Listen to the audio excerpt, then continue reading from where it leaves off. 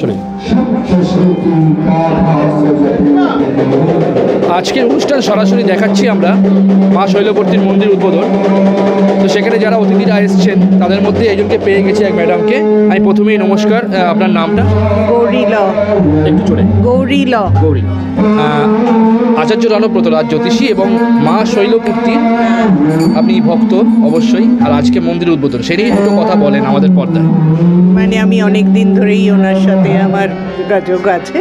আমি ওনার চেম্বারে ওখানে আমি যাই, ওখানে যখন পুজো টুজো হয় সবসময় যাই। আজ এখানে মন্দির ওপেন হলো, উনি আমাকে করে আসতে বলেছিলেন, এসেছি, খুব ভালো লাগলো, খুব সুন্দর পুজো। এই আর কি, আবার আসবো, সবটাই আর কি।